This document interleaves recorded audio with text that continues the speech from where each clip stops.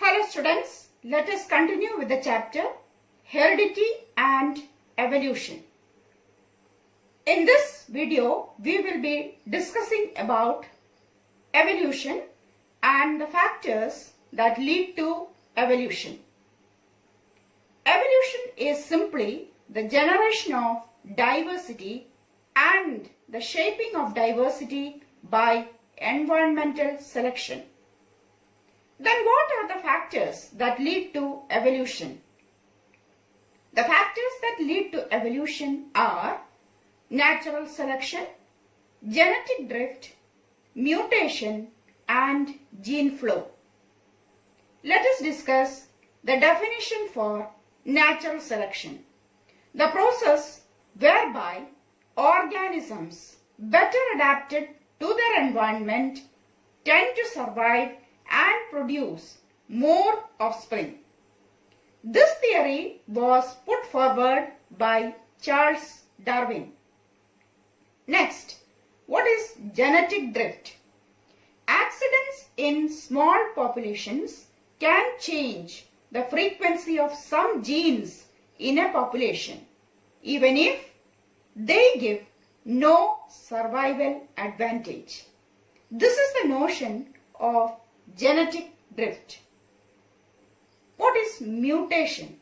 A change that occurs in our DNA sequence either due to mistakes when DNA is copied or as the result of environmental factors such as UV light and cigarette smoke.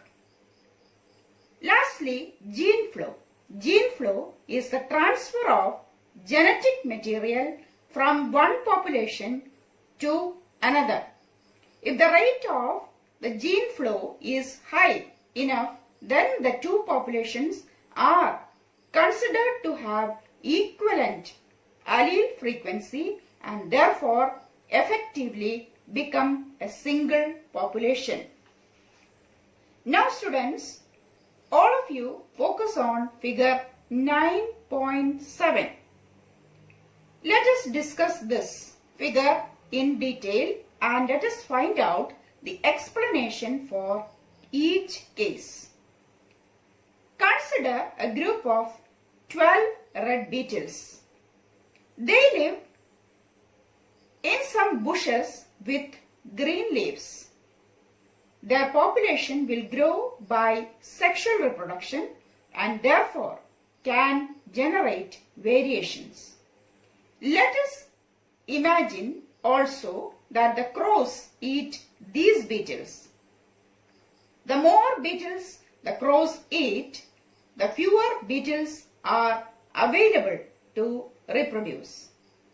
Now let us think about some different situations that can develop in the beetle population. In the first situation, a color variation arises during reproduction, so that there is one beetle that is green in color instead of red. This beetle, moreover, can pass the color on to its progeny so that all its progeny beetles are green. Crows cannot see green colored beetles on the green leaves of the bushes and therefore cannot eat them. What happens then? The progeny of green beetles is not eaten while the progeny of red beetles continues to be eaten. As a result, there are more and more green beetles than red ones in the beetle population. In a second situation, again, a color variation arises during reproduction, but now it results in a beetle that is blue in color instead of red. This beetle can also pass the color on to its progeny so that all its progeny beetles are blue. Crows can see the blue colored beetles in the green leaves of the bushes. As well as they can see red ones and therefore can eat them. Then what happens initially? In the population, as it expands, there are few blue beetles, but most are red. But at this point, an elephant comes by and stamps on the bushes where the beetles live. This kills most of the beetles. By chance, the few beetles that have survived are mostly blue. The beetle population slowly expands again, but now the beetles in the population are mostly blue.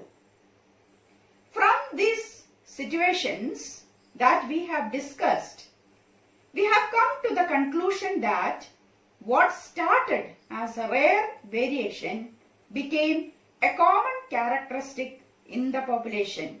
In other words, the frequency of the inherited trait changed over the generation. Since genes control traits, we can say that the frequency of certain genes in a population changed over generations. This is the essence of the idea of evolution. But there are some interesting differences between the two situations.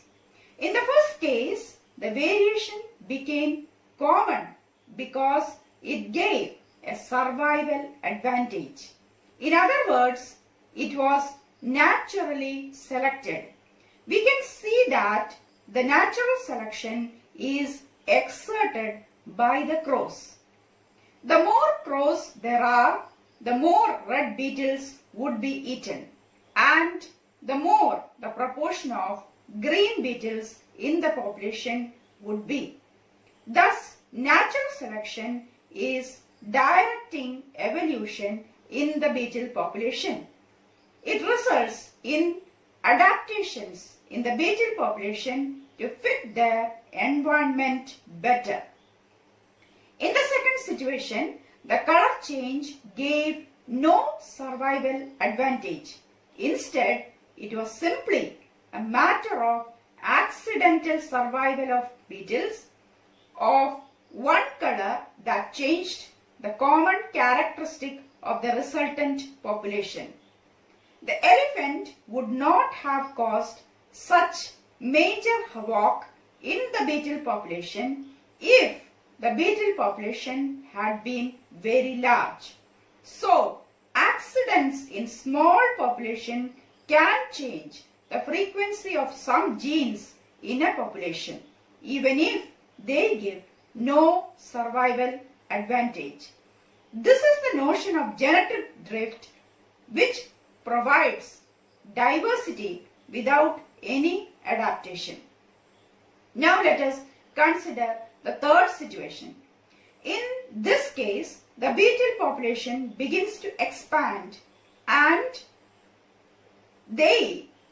what happens is the bushes start suffering from a plant disease.